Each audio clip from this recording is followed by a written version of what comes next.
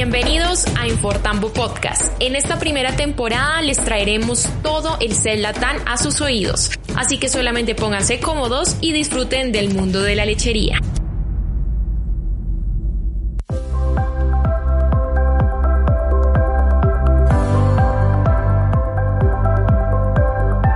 Con las limitaciones que tenemos en producción de alimentos de origen animal, en este caso ganado de leche, es el tema ambiental, el tema de bienestar animal, el tema de inocuidad, ¿sí? En el aspecto de los residuos de medicamentos en los productos de origen animal. Igualmente, un problema cada vez más frecuente, más recurrente, es el tema de la resistencia. Por eso entonces vemos una necesidad de programar, ¿sí?, controles estratégicos dependiendo del tipo de explotación de los parásitos tanto internos como externos del ganado vacuno. Bien, recordemos cuáles son los principales parásitos que afectan a los bovinos que se encuentran en pastoreo. En el hígado se encuentra la fasciola, el dicrocelium. En el intestino grueso, el Oesophagostomum, el churis. En el intestino delgado encontramos Monostomum, Nematovirus, Trichostrongylus coperia, Chavertia, Monesia, Capillaria, Toxocara. En abomaso, Ostertagia, Hemoncus, Trichostrongylus. En rumen, el Paramphistomum, y en pulmón, Dictyocaulus. Como podemos ver, pues recordar, son bastantes helmintos, contando con nemátodos, tremátodos y cestodos que pueden afectar de manera simultánea a los rumiantes ubicados en diferentes órganos. Esto va a depender también de la ubicación geográfica, del clima y la humedad donde se encuentren los animales. Hablando de los tremátodos, es muy importante resaltar que no solamente existe la fasciola hepática, que la fasciola ha sido estudiada durante muchos años y se sabe ya mucho sobre ella, pero hoy en día se le ha dado muchísima importancia al Paramphistomum. Hay diferentes especies de Paramphistomum. El que encontramos en diferentes países del trópico es el Cotyloforum. En Colombia, por ejemplo, está el Cotyloforum, pero existe el Cotyloforum panamensis. En otras partes del mundo está el Calicoforum, está también el Paramphistomum cervi. Estas trematodosis son de distribución mundial, siempre que haya condiciones climáticas y de humedad ideales para el desarrollo y la supervivencia de los hospederos intermediarios, que recordemos que son los caracoles. Principalmente en nuestro medio, los que más se predominan en el trópico es el Limnea, pero puede ser cualquier caracol, ¿sí?, que se pueda adaptar, como por ejemplo el galba, ¿cierto? O el Planorbis. Son diferentes géneros de caracoles que pueden ellos convivir en el mismo sitio, en el mismo ambiente, es decir, pueden vivir en simpatría y pueden ser hospederos intermediarios de ambos tremátodos, de las formas inmaduras de ambos al mismo tiempo. Es algo que en los últimos años se ha venido entendiendo y estudiando más, y puede ser en cualquier clima. La condición es que estos caracoles sean anfibios, y pues la característica es que son de agua dulce. Quiero hacer acá énfasis un poco en los tremátodos, precisamente por la importancia que ha tenido en el diagnóstico. Bien, sabemos que el hospedador definitivo son los rumiantes, aunque pues en el caso de la fasciola pues pueden ser otras especies animales también afectadas, incluyendo el hombre, son las zoonosis. Y estos hospederos o hospedadores definitivos van a eliminar en las heces los huevos. Pero resulta que los métodos de diagnóstico anteriores, que eran solamente por coprología, diferenciar los huevos de Paramphistomum y de fasciola es muy difícil. Los huevos son prácticamente iguales. Entonces, creemos, o en lo que yo he podido observar, es que muchas veces nos diagnostican fasciola sin ser huevos de fasciola, sino de Paramphistomum. O muchas veces se encuentran huevos de ambos parásitos y solamente diagnosticamos fasciola precisamente porque, primero, en coprología es difícil encontrar huevos, porque se utiliza una técnica que la hemos, digamos, modernizado, que es la técnica de sedimentación en conos, donde solo se utiliza agua, no se utiliza reactivos ni colorantes, y de esta forma hemos obtenido mayores resultados del diagnóstico. Igualmente se utiliza el diagnóstico por ELISA, que es muchísimo más específico y nos puede diferenciar los dos tremátodos, lo que anteriormente no se podía realizar. Digamos que el diagnóstico ha ayudado, digamos, en la diferenciación y en entender más el ciclo de vida y la patogenicidad de estos tremátodos. Bien, entonces el rumiante elimina los huevos de estos tremátodos al medio ambiente, donde va a eclosionar un miracidio que va a penetrar al caracol. Sí, allí va a permanecer por un tiempo mientras muda a cercaria, la cual abandona al caracol nadando, buscando la hierba, los pastizales, donde se convierte en metacercaria, que es la forma infectante de estos tremátodos, y pues es consumida esa metacercaria con el forraje, en la pradera. Como pueden observar, el ciclo biológico externo, tanto del Paramphistomum como de la fasciola, inclusive otros tremátodos también existen, como el Dicrocelium, pero este Dicrocelium requiere de un hospedero intermediario adicional, que es una hormiga que se alimenta de la baba del caracol.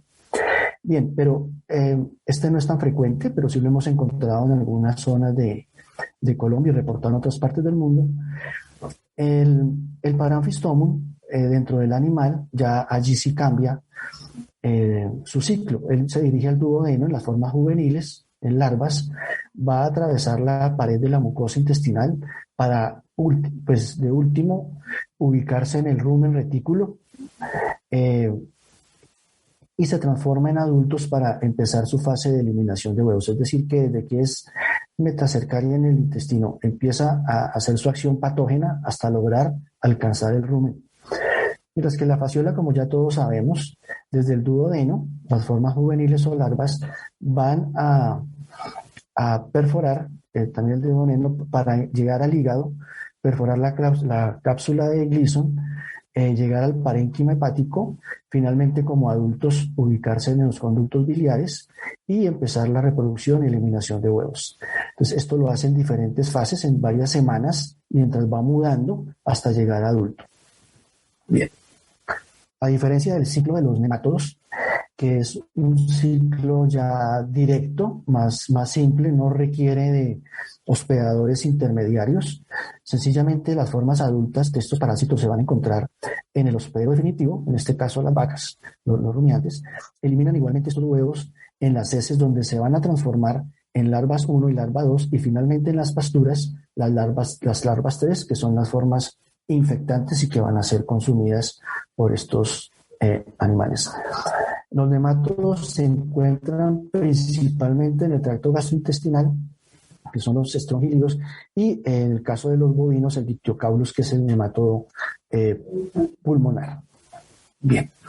Entonces, cuando los animales están infectados por el mintos, ya también todos lo sabemos, pues que por todas las lesiones, sobre todo cuando migran dentro del organismo, van a causar daño en la salud del animal, un deterioro que se va a ver reflejado en una pérdida en la productividad, que muchas veces es clínica, es evidente, pero otras veces no. Pues como son parásitos internos, no los podemos observar, no sabemos qué tan infectado pueda estar un animal y, digamos, y qué potencial se está perdiendo en caso de que esté parasitado, porque como son enfermedades muchas veces crónicas, pues es difícil de apreciar. Y finalmente, pues se debe tener un diagnóstico, siempre se debe procurar hacer diagnósticos seguidos para ver el estatus sanitario de los animales y poder instaurar programas de control para la escogencia de un tratamiento adecuado, que se debe hacer de manera estratégica y haciendo una rotación adecuada de estos medicamentos, pero debemos trabajar siempre bajo el esquema de la prevención, de la medicina veterinaria eh, preventiva. Bien. Volviendo entonces a los tremátodos, la fasciola ha sido la más estudiada, es la que realiza pues una migración atravesando el peritoneo, ya vimos, para ubicarse en el hígado, y el Paramphystomum, desde su forma infectante del intestino, va a atravesar la submucosa, pero él lo va a hacer por un periodo muy largo. Pueden pasar varios meses entre que se abandona, digamos, el intestino como tal, para llegar al abomazo, al rumen, pueden pasar varios meses. Pero el problema grave es cuando deteriora, causa daños en la submucosa intestinal y sobre todo en animales jóvenes. Y que cuando ya nos damos cuenta, el daño ya está hecho, es irreparable. Acá vemos fotografías de ejemplares adultos en el rumen de un bovino. Entonces, esa migración la hace de manera retrógrada, en vía contraria al peristaltismo, de atrás hacia adelante. Bien, cuando los animales están infectados por helmintos, en la forma crónica podemos encontrar que hay una pérdida de peso considerable, ¿cierto? La condición corporal es muy pobre, muy mala, y se van a empezar a presentar diarreas intermitentes. Pero cuando es la infección por tremátodos y la forma crónica, podemos encontrar edema submandibular, como en este caso, o acá hay otro caso, edema submandibular y pectoral.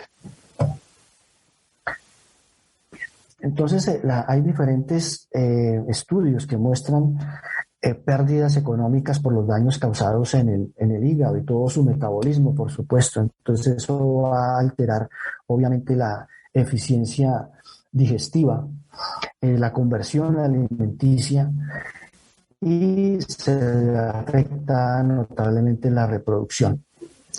Hay diferentes datos, acá les traigo solo un ejemplo, pero hay muchos datos de que el animal tiene unas afecciones, unas variaciones en la ganancia de peso superiores al 6% cuando hay infecciones leves de hasta 50 fasciolas.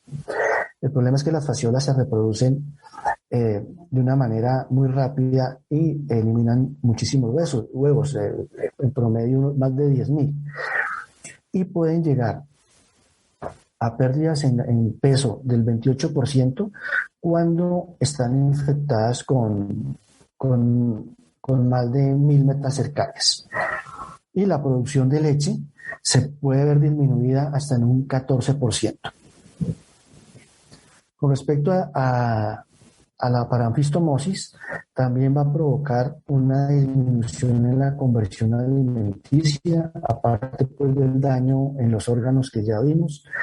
Va a haber pérdida cuando pues la enfermedad ha avanzado ya bastante y los animales tienen una infección muy alta. Igualmente se va a ver afectada la producción de leche, reducción en la ganancia de peso al momento del sacrificio de 6 a 8 kilogramos y una disminución en el índice de fertilidad del 33%. Los nemátodos, como veíamos, se ubican principalmente en el tracto gastrointestinal,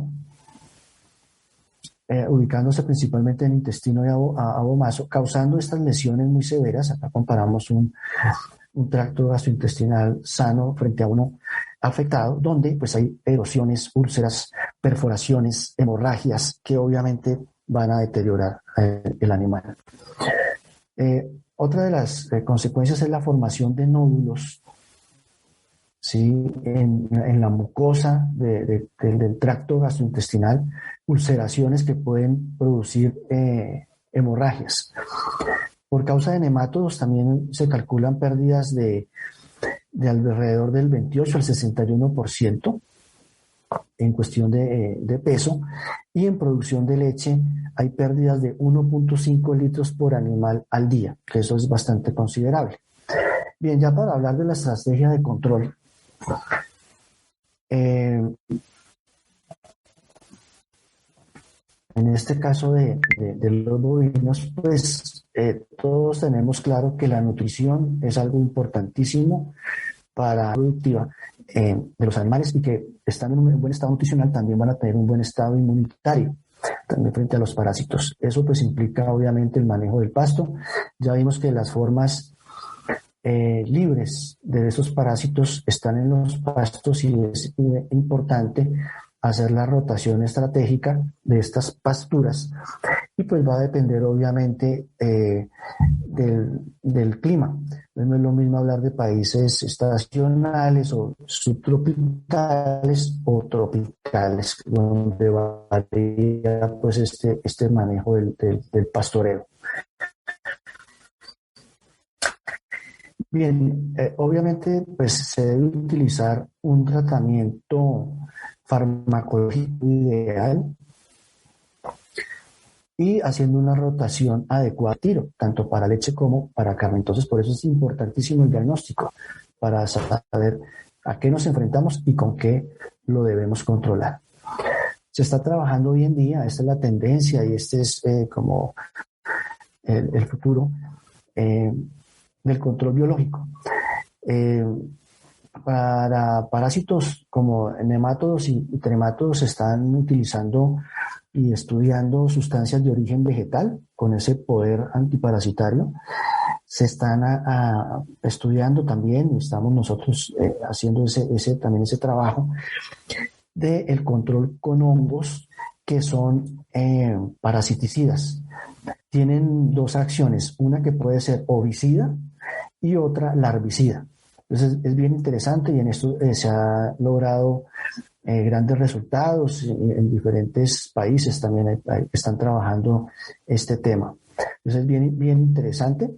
Y para el control de parásitos externos también se están utilizando algunos hongos. Ya algún tiempo atrás se han ensayado algunos, pero hoy en día se han descubierto más hongos con ese poder, digamos que parasiticida y que pueden invadir solamente las formas parasitarias, pero no las formas benéficas que están en el ambiente. Ese es un tema bien interesante. Bueno, igualmente se está trabajando el desarrollo de vacunas, tanto para el control de parásitos internos como de externos, principalmente pues de garrapatas. Y también se busca de manera genética, por experiencia, la selección de razas que sean más resistentes a los diferentes climas, ¿cierto? A los diferentes ecosistemas y a los diferentes parásitos. Eso sí, pues es muy notable que hay diferencias de susceptibilidad a infección parasitaria de ciertas razas. Igual, va a variar si es dependiendo del trópico o países subtropicales o estrictamente ya pues estacionales. Bien. ¿Qué es lo que más se utiliza actualmente frente a los nemátodos? Los benzimidazoles, digamos, son los más utilizados a nivel mundial. Entre esos tenemos pues el albendazol, el fenbendazol, el netobimil, que es un provenzimidazol, que van a actuar frente a estos parásitos que ya vimos que son nemátodos, principalmente gastrointestinales, y está aquí el pulmonar. Pero hacer la salvedad aquí que el albendazol al doble de la dosis actúa frente a fasciola y que el fenbendazol también va a actuar frente a la tenia de los rumiantes, que es la amoniesia. El netobimil pues tiene también una acción, como lo vamos a ver, trematocida, fasciolicida y con un espectro de acción amplio. Por eso es que es de los más utilizados también. El levamisol se está utilizando nuevamente. Existen dos sales de levamisol, una forma que es el clorhidrato y la otra fosfato. Anteriormente se utilizó la clorhidrato, pero causaba ciertas reacciones indeseables por ser un vermífugo que actúa de manera muy fuerte y de forma rápida. Pero la forma fosfato inyectable, pues, ha disminuido ese inconveniente y se está utilizando. Igualmente tenemos ya también la forma oral. Y hay otra formulación moderna que viene en combinación, pero se aplica también purón. Digamos que se ha modernizado esta molécula y como duró mucho tiempo sin utilizarse, a pesar de que era económico, pero tenía ese inconveniente, se dejó de utilizar por muchos años. Hoy en día, afortunadamente, tiene muy buena eficacia frente a a estos parásitos, a estos nemátodos, tanto gastrointestinales como pulmonar. Las lactonas macrocíclicas también se han venido utilizando ya desde hace 30 años para acá, pero muchas veces de manera indiscriminada. La más utilizada es la inulina, pero también se ha utilizado que no solamente actúan frente a nemátodos gastrointestinales y pulmonar, sino contra algunos, dependiendo cuál molécula sea, en mayor o menor grado frente a parásitos externos. ¿De acuerdo? La ivermectina tiene la contraindicación de que no se puede usar en animales en producción de leche para consumo humano. La epinomectina tiene esa gran ventaja que sí se puede utilizar en animales en producción de leche. No tiene tiempo de retiro en carne y leche. Entonces sigue siendo una buena herramienta, pero que hay que conservar para evitar el tema de resistencia, utilizarla bajo los programas de control. Y es de presentación en purón. Tenemos el grupo de las salicilanilidas. Uno de ellos es el closantel, que tiene eficacia frente a fasciola, pero también tiene una acción extendida a estos nemátodos gastrointestinales. Y está la oxiclosanida, que su acción se reduce a ser trematocida, pero tiene la ventaja de que actúa frente a amonesia, pues que es un cestodo, pero tiene esa ventaja. La oxiclosanida la conseguimos en combinación con levamisol. Entonces, como ya vimos, el levamisol es la que nos va a dar la acción frente a estos nemátodos. ¿Qué es lo que más se utiliza? ¿Cuáles son los tratamientos más frecuentes a nivel del mundo para el control de tremátodos? Sí, principalmente fasciola. Entonces tenemos dentro de los benzimidazoles, el triclavendazol es el más utilizado porque tiene una característica, bueno, es fasciolicida, pero actúa frente a formas inmaduras desde las primeras semanas de vida, de edad de las fasciolas hasta formas adultas. Por esta razón es que se utiliza más. El albendazol, al doble de la dosis, actúa muy bien contra formas adultas de fasciola y de una manera mediana frente al paranfistomo. Las salicylanilidas, el closantel, como veíamos, es uno de los fasciolicidas más utilizados. Cambiando su dosis puede ser eficaz frente a formas adultas del paranfistomo, y la oxiclosanida sí es trematocida frente a ambos tremátodos. Recordar pues que ha cobrado mucha importancia el paranfistomo, pues hemos encontrado una seroprevalencia altísima en varios países y reportes a nivel mundial, ¿no? Considerada ya como una enfermedad emergente en el mundo, y que la molécula que actúa de manera muy eficaz frente a ambos tremátodos es la oxiclosanida. Bien, otros productos que se utilizan para el control de tremátodos, principalmente, como les digo, fasciola. Está pues ya el nitroxinil, de acá el rafoxanil es de los que más se utiliza, closantel, albendazol, netobimin, triclavendazol, como ya vimos, y clorzulón, que vienen en combinación con ivermectina. Y fíjense que todos ellos pues tienen una acción buena frente a adultos, y otros de ellos una acción mediana frente a formas inmaduras, pero veamos que el triclavendazol es el que mejor actúa frente a las tres formas, ¿sí? A las primeras semanas, a la mitad, digamos, de su ciclo, y ya cuando son adultas, formas juveniles y adultas. Miremos estos estudios recientes que se han hecho comparando hoy en día, ¿sí? Los diferentes tratamientos frente a fasciola, qué tan eficaces pueden ser. En este estudio podemos observar la franja punteada de rojo, que es el grupo testigo, el cual durante los 28 días del estudio post-tratamiento, todos los animales siguieron eliminando más de 200 huevos por gramo de fasciola, que eso es una carga muy alta. ¿Sí? Esto se hizo en animales infectados de manera natural. Se comparó con albendazol, con una mezcla de oxiclosanida y levamisol, closantel y triclavendazol. Y fijémonos acá en los resultados que el albendazol logró una eficacia del 90% frente a los demás productos, que fue del 100%. Ok, entonces seguimos hablando únicamente de tratamientos frente a fasciola. No estamos aquí hablando de paranfistomo, solo fasciola. Tenemos igualmente este grupo testigo, el cual pues durante todo el tiempo, los 28 días post tratamiento, eliminaron huevos de fasciola. Igualmente se comparó con albendazol, la combinación de oxiclosanida, levamisol, closantel y triclavendazol. Y podemos observar que en este estudio realizado en el 2018, a partir de la primera semana del tratamiento fue 100% eficaz frente a fasciola, o sea, los 4 productos. Bien. Seguimos con fasciola. Fijémonos acá este otro estudio donde se utilizaron el albendazol, rafoxanide, oxiclosanida, la combinación de oxiclosanida, levamisol y triclavendazol. Podemos observar aquí en la tabla los resultados.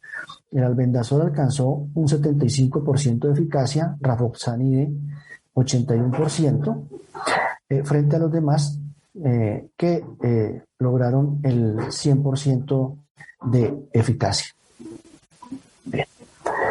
Ya hablando de tratamientos frente al paranfistomo, porque lo que se observa y lo hemos observado en los trabajos que hemos realizado, es que los productos que existen actualmente son muy buenos fasciolicidas, pero no tienen una acción contundente frente al paranfistomo. Entonces ese ha sido también otro problema.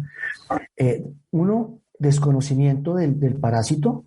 En una encuesta epidemiológica que hicimos en varias regiones, se encontró que el paranfistomo es desconocido para muchos productores, inclusive para colegas, para veterinarios. Muy desconocido. Además, que también se desconocen los tratamientos adecuados o cuáles son realmente efectivos frente al paranfistomo. Es decir, que si tenemos animales que tienen infección mixta por fasciola y paranfistomo, que es muy frecuente, y utilizamos un fasciolicida, vamos a controlar fasciola, pero no el paranfistomo. Por eso, si vemos los datos de seroprevalencia en diferentes países, la seroprevalencia de fasciola sigue igual a través de los años, mientras que la seroprevalencia del paranfistomo se duplica o se triplica en la medida que pasa el tiempo. Acá se hizo este estudio, igualmente midiendo 4 antiparasitarios frente al paranfistomo. Acá se comparó el albendazol frente al netobimil y el grupo testigo, pues que eliminó más de 200 huevos, y ya la 5ª semana pues se disparó esa producción de huevos llegando a más de 1000, que eso es altísimo. Y podemos observar que los animales tratados con estos 2 principios activos todo el tiempo eliminaron huevos, más de 200 huevos por gramo de materia fecal. En este mismo estudio también se comparó la eficacia del closantel frente a la oxiclosanida, pero acá se utilizaron, digamos, dosis diferentes de closantel. Entonces, frente a paranfistomo exclusivamente. Ya vimos que son eficaces frente a fasciola. Miremos acá el grupo testigo, que eliminaron más de 300 huevos, 400 huevos durante las 11 semanas del estudio post-tratamiento. Fijémonos que el closantel tuvo su acción frente al paranfistomo a partir de la 3ª semana. La oxiclosanida lo hizo a partir de la 1ª semana post-tratamiento. Bien. Y en un estudio similar más reciente, acá vemos el grupo testigo o control eliminando huevos de paranfistomo exclusivamente.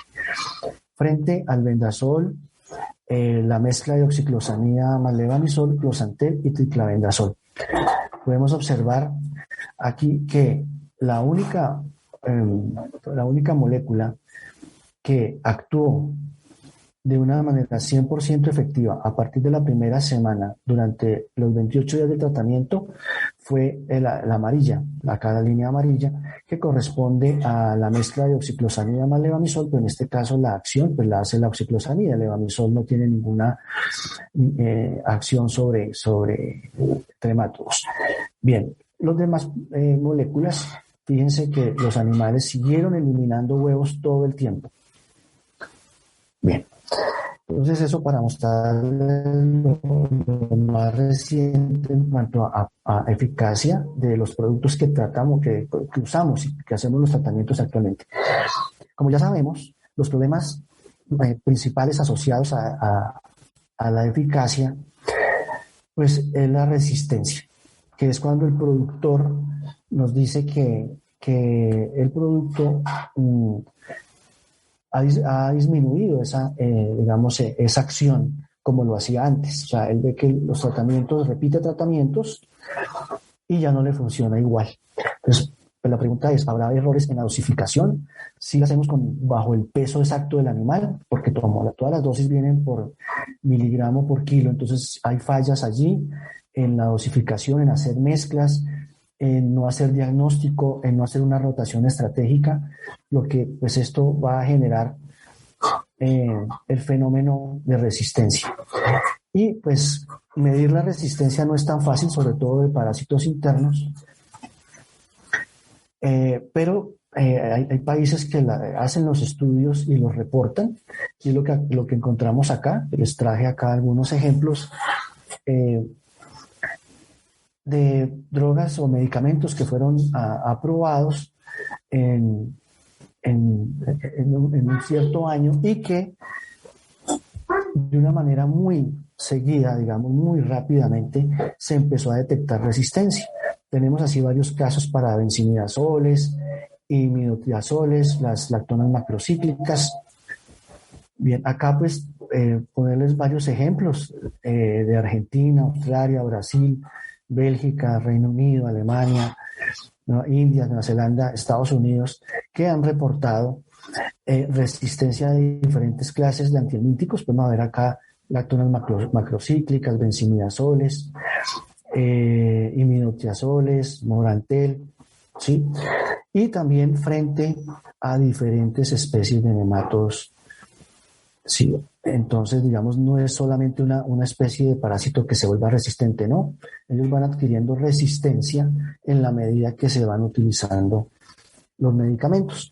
Lo mismo sucede en ovejas, cabras, caballos, ¿sí? Que se utilizan este tipo de productos y lastimosamente muchas veces de manera no adecuada o indiscriminada, o cuando no hay un programa de control establecido para cada explotación. Las resistencias antihelmínticas se presentan por el uso indiscriminado de estos antihelmínticos. Ya está reportada en diferentes partes del mundo, pues estas resistencias al triclavendazol, por parte de tremátodos también, por supuesto, triclavendazol, closantel, nitroxinil, albendazol, metodimil. Y las formas inmaduras son las que se hacen más rápidamente resistentes, son las que adquieren la habilidad de poder metabolizar estos principios activos. Y como les comentaba, pues es difícil detectar estas resistencias, a no ser que se hagan estudios muy seguidos, son dispendiosos, ¿cierto? Y pues de llevar al laboratorio o de hacer ELISAs, en fin, pero sí se puede hacer. Bien, entonces también se han reportado desde hace ya varios años resistencias antihelmínticas en Escocia desde el año 98, en Holanda más recientemente desde el año 2000, 2005, en España 2006, Australia ya reportan resistencias frente a rifaxiamida y closantel específicamente, y al triclavendazol. En Perú, ya un poco más reciente, se detectó resistencia al triclavendazol. Digamos, estos son, pues, digamos, algunos casos que se reportan, pero como les digo, no siempre se hace y es difícil. Bueno, con respecto a los benzimidazoles y las salicilanilidas, ya se empezaron a reportar casos de resistencia, excepto para la combinación nitroxinil-clorsulón de forma inyectable, pero no se ha reportado resistencia a la oxiclosanida. Ahora, para hablar de los parásitos externos que afectan al ganado bovino, tanto de carne como de leche, tenemos que son principalmente las moscas y las garrapatas. Y rápidamente recordemos algunos datos de pérdidas que causan estos ectoparásitos en las ganaderías. Y cuando hacemos tratamientos, toca pues manejar los animales, toca hacer encierros, arriarlos, hacer corralejas. Y por cada manejo que se hace de esos animales, pierden como mínimo 1.5 kilos de peso.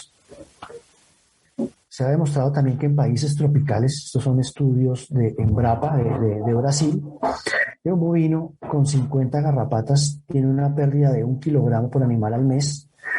Un animal con 300 moscas de los cuernos, es decir, la Hematobia irritans, provocan una pérdida de 1 kilo de peso por animal al mes.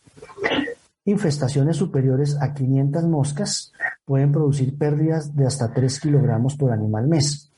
En algunos estudios que hicimos hace algunos años sobre resistencia de las moscas a los diferentes insecticidas, logramos capturarle a un solo animal más de 1.200 moscas por un solo lado del animal. Entonces imagínense, pues aparte del estrés, hace que las vacas bajen la producción, y de esto pues ya hemos tenido muchos estudios, muchas experiencias en este tema. Por las picaduras de todos estos moscas y garrapatas, pues va a haber una baja en la calidad de las pieles, hay pérdidas allí también, una disminución en la producción de leche de entre el 15 al 20% por día, que también es bastante considerable. Y también muchos estudios ya pues demuestran y se comprueba que las garrapatas y las moscas interfieren directamente con las tasas de preñez, igualmente con la libido de los reproductores. ¿Sí? Estos animales viven más espantándose las moscas que comiendo y reproduciéndose. ¿Sí? Las vacas dejan de presentar celo, dejan de ciclar, es un gran problema. Y además estos ectoparásitos son transmisores de varias enfermedades, tanto virales, bacterianas, pero muy importantes los hemoparásitos, como el caso de anaplasmosis y babesiosis. En el caso de los tábanos, la tripanosomosis. Bien, para el control, digamos, hoy moderno, y pues muy apropiado para todo tipo de ganaderías, y de lo que estamos hablando de la tendencia al corto plazo, estamos utilizando una molécula que es difluensurón. Esta molécula pertenece al grupo químico de las benzodiluvias y en este momento es el más potente y el más moderno regulador del crecimiento de las formas inmaduras de insectos. Se administra de manera oral, se puede aplicar en la sal o en el alimento de los animales. Está indicado para bovinos de carne y de leche, inclusive vacas en gestación, porque como vamos a ver, el producto es inocuo, no es tóxico, no tiene tiempo de retiro en leche, no se elimina en la leche y tampoco afecta la gestación en ningún momento. Y va a prevenir el desarrollo de las larvas, de esas formas inmaduras, de las moscas que más afectan el ganado, que son la Hematobia irritans, la musca doméstica, que aunque no es hematófaga, sí se posa sobre los animales y está en todo el ambiente de las granjas. Igualmente la Stomopsis calcitrans y la garrapata Rhipicephalus micropus. La acción es por medio de la inhibición de la quitina. Impide que se forme quitina, que es la que hace parte de la cutícula, que va a proteger y hace parte de la muda de las larvas y hace parte para la formación de los huevos. Entonces va a impedir la muda de larvas y formación de huevos. Como vimos, pues las diferentes moscas que afectan a las ganaderías en todo el mundo también van a ser estacionales, pero son cosmopolitas, es decir, están en todas las regiones y en todos los climas, exceptuando las nieves perpetuas. Pero hay que tener en cuenta que de acuerdo a la región donde nos encontremos, estos ciclos de vida de estas moscas van a variar. Tenemos el ejemplo acá de la mosca doméstica. En climas cálidos, países tropicales a 35 grados centígrados, y en países estacionales pues se presenta únicamente en verano. En nuestros países tropicales se presenta todo el año, todo el tiempo, y más en épocas de lluvias. Entonces, en temperaturas de 35 grados centígrados con alta humedad, el ciclo de vida va a ser corto, entre 8 a 10 días. En climas medios, entre 25 grados centígrados aproximadamente, el ciclo va a durar entre 14 a 16 días. Y en climas fríos, como el caso de Bogotá, donde me encuentro, a 16 grados centígrados, pues los ciclos van a ser mucho más largos. Es decir, que entre mayor temperatura de humedad, los ciclos son más cortos. Entonces, como este difluensurón va a inhibir esas formas inmaduras, pues la respuesta a los resultados los tenemos que ver 2 o 3 meses después de empezado a dar el difluensurón. Por eso es necesario que siempre bajo un esquema de control, o sea, un programa donde tengamos identificado los parásitos que están afectando y teniendo la historia clínica de cada finca, ¿cierto? De cada explotación pecuaria, de qué productos ectoparasiticidas ha venido utilizando, podemos inferir en que puede estar ya habiendo problemas de resistencia o es evidente y se hace la rotación. Bien, entonces, cuando nosotros vemos moscas adultas en una ganadería, solamente estamos contemplando el 10% de toda la población que hay en la granja, que es el 90% representado en pupas, larvas y huevos, que normalmente van a estar en materia orgánica, unas en descomposición y otras en materia orgánica fresca. Pero lo importante saber es que en cualquier estadio, en esta parte de inmaduros, el difluensurón va a actuar inhibiendo la quitina e impidiendo que se continúe el desarrollo en cualquier forma larvaria, desde huevo hasta pupa. Bien, con respecto a las garrapatas, el Departamento de Agricultura de los Estados Unidos, la USDA, bajo la dirección del doctor Adalberto Pérez de León, pues nos compartió sus estudios en este sentido, utilizando pues el difluensurón para control de garrapatas en compañía de la Universidad Federal de Goiás y el Laboratorio Champion de Brasil, para ver el efecto sobre la reproducción, sobre la oviposición de Rhipicephalus microplus. Se encontró que aquellas garrapatas alimentadas con sangre que no tenían difluensurón tuvieron una oviposición normal. Aquí podemos ver los huevos brillantes, esféricos, uniformes. Bien. Mientras que las garrapatas que fueron tratadas con sangre que contenían el difluensurón, se redujo la oviposición en más de un 80%, y los pocos huevos que lograron poner no fueron viables. Ahí se puede observar que la cutícula está deteriorada, están deformes, no fueron viables. Bien, aquí para mostrarles en los diferentes tubos de ensayo la recolección de esas garrapatas, ¿cierto? Entonces, donde se utilizó el difluensurón, la oviposición fue muy baja, los extremos. Mientras que en el grupo control, al otro extremo aquí a la derecha, pues la oviposición fue altísima en todo este grupo que no fue tratado. Muy bien. Acá sencillamente para mostrarles un estudio que ellos mismos hicieron, ¿sí? Con Champion en Brasil.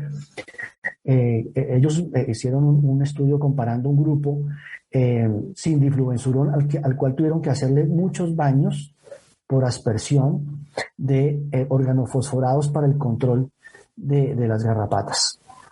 Mientras que el grupo tratado con difluensurón pues tuvo una eficacia hasta de 239 días con un mínimo y nulo conteo de garrapatas. Entonces es importante entender aquí que el producto requiere de tiempo, pues obviamente porque hay que esperar que las garrapatas piquen, muden, se ingurgiten de sangre, las hembras bajen, pongan los huevos y se empiece a ver el efecto. Por eso se recomienda hacer un efecto adulticida, pero no con esta frecuencia. O sea, al utilizar de manera controlada, pero estratégica, estos productos, se hace un control a largo plazo de manera eficiente, protegiendo el medio ambiente, el tema de bienestar animal, porque los animales no hay que encerrarlos, no hay que tratarlos, sencillamente se les da en la sal o en el alimento. Bien, miremos los datos de toxicidad del fluvensurón. Vemos que la dosis letal 50 oral en la rata es mayor a 4.640 miligramos por kilo, La dérmica es superior a 10.000 miligramos por kilogramo. Y comparemos con diferentes sustancias tóxicas y no tóxicas.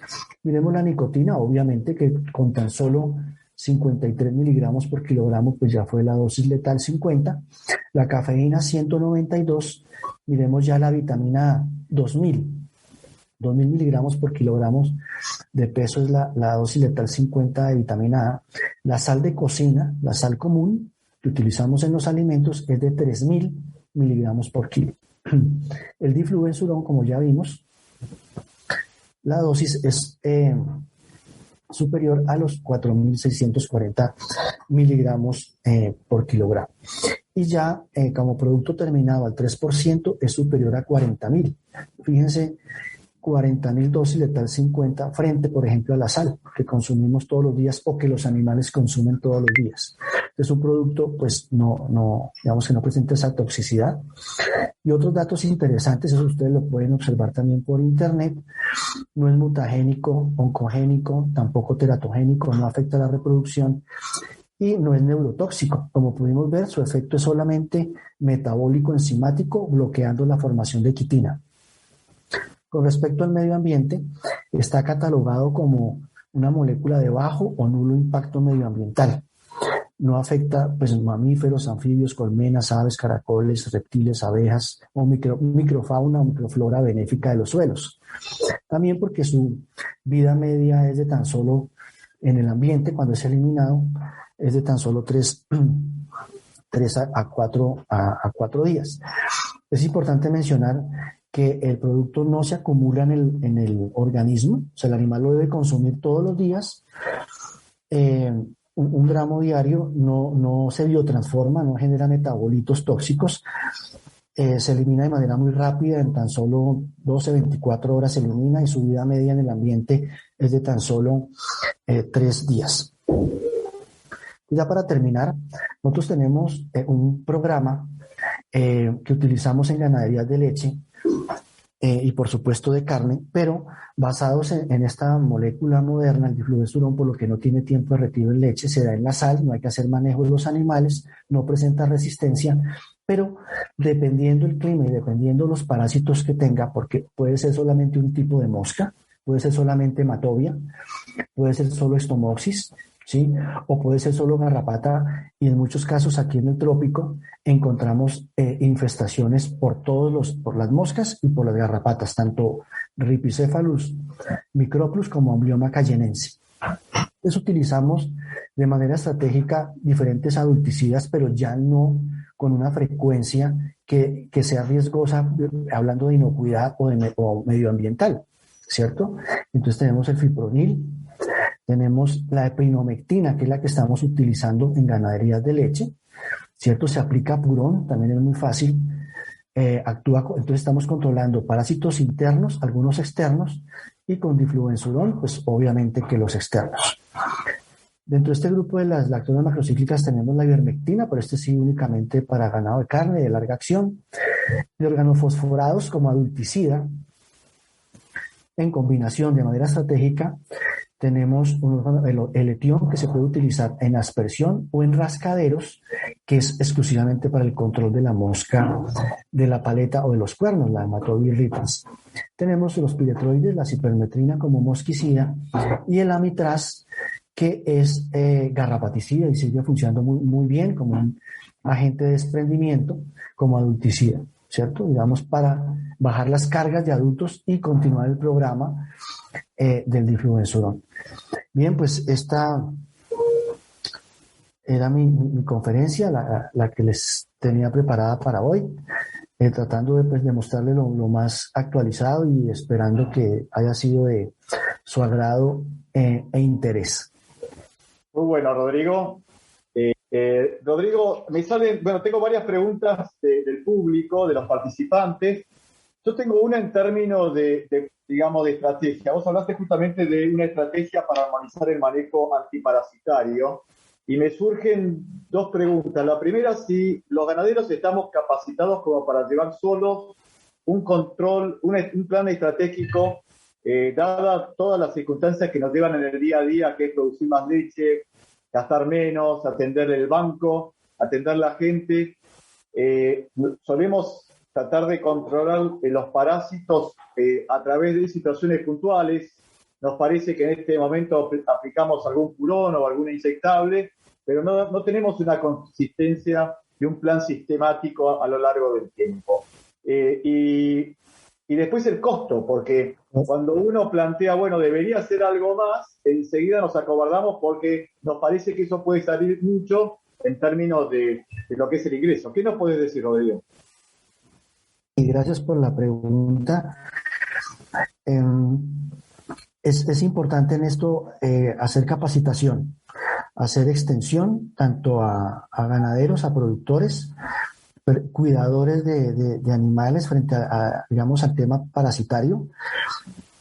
Hay que comenzar por hacer diagnóstico, ¿sí? Tanto de internos como de externos, y de acuerdo a cada tipo de explotación y a ese diagnóstico se instaura un programa de control para cada finca. Es decir, lo que tú dices es muy cierto, no podemos hablar de un programa de control sistemático y generalizado, de que empiezo con primero un purón, luego una mitraz, luego, ¿sí? No lo hay, porque no sabemos en esas explotaciones qué productos han venido utilizando con anterioridad. Un ejemplo, si yo tengo un problema de garrapatas y veo que en esa finca, por su histórico, es muy importante ver los históricos, y por eso también es importante los registros en las fincas, todo lo que se utilice, todo tenerlo en registros. Y yo cuando visito las fincas, lo primero que hago es ver esos registros, los antecedentes, qué han venido utilizando, a qué dosis, etcétera. Pero si yo me enfrento a un problema de garrapatas y veo que en los últimos 3 años han venido utilizando amitraz, por poner un ejemplo, y que actualmente están haciendo baños cada 8 y cada 15 días, que es la realidad hoy en día. Entonces, están bañando muy, muy seguido por la problemática, por lo menos en nuestro medio.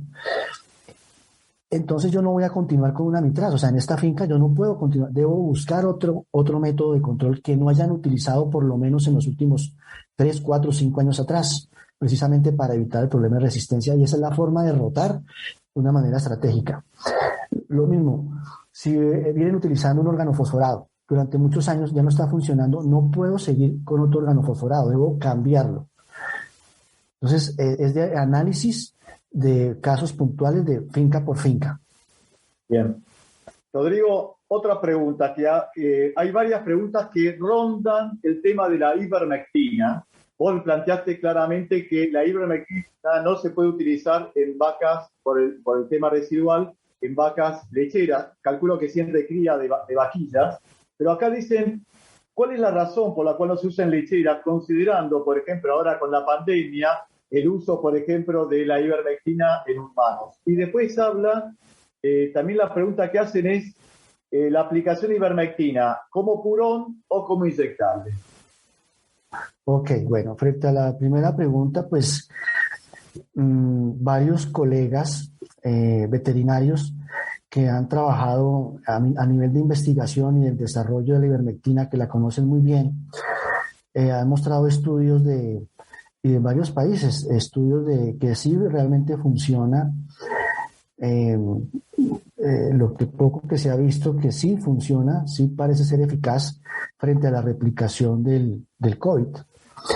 Y pues se han visto casos clínicos de médicos humanos que han reportado que pacientes infectados con el tratamiento pues que se realiza normalmente en humanos, en medicina humana, adicionalmente con la toma de ivermectina a diferentes dosis, dependiendo también el grado pues de afección que tenga la persona o el grado de riesgo, ha funcionado mejorando los síntomas o la condición de la persona. Digamos que es una opinión personal de lo que yo he visto del uso de la ivermectina en humanos para el control del COVID. Bien.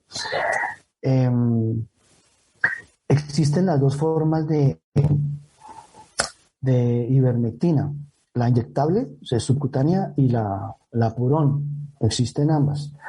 Ambas son muy buenas, ambas funcionan muy bien. La epinomectina viene también purón, esa viene purón, Y pues lo único que va a cambiar allí son los vehículos que hacen que cambie su farmacocinética. Entonces la absorción y distribución pues inyectable es diferente al purón, pero la ventaja del purón es el manejo animal. Y más si hablamos de, digamos, eprinomectina en vacas de leche que no tiene tiempo de retiro, pues tampoco las vamos a maltratar, ¿cierto? No la vamos a estresar, no hay que hacer un manejo que les implique que se golpeen, que se maltraten, que se estresen. Entonces van a seguir tranquilas y van a estar tratadas. Pregunta, Rodrigo, ¿alcanza con rotar los productos una vez al año, distintos productos, o es necesario el seguimiento o el control o el manejo de un veterinario? Muy buena pregunta.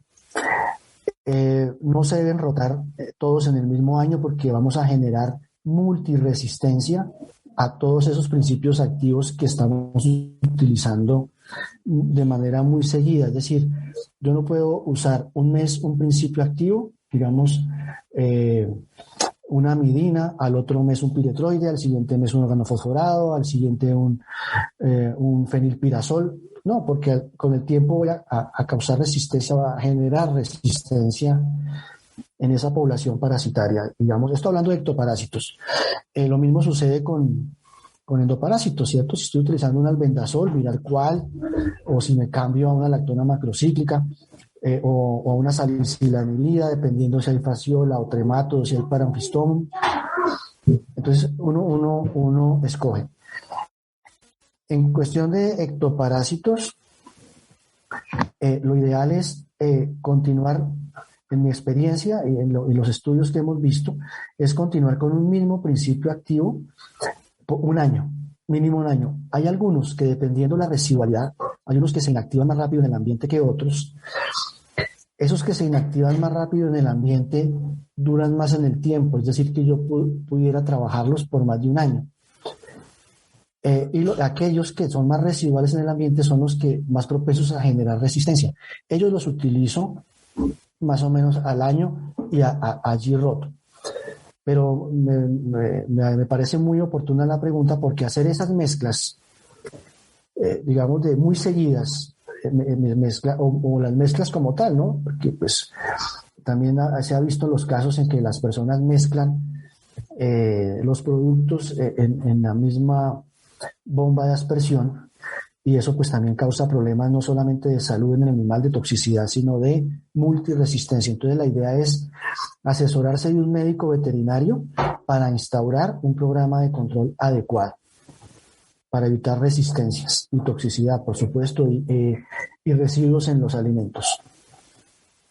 Bien. Rodrigo, una última. Tengo varias preguntas, pero voy a resumir una que quizás ayude a sintetizar algunas que enviaron.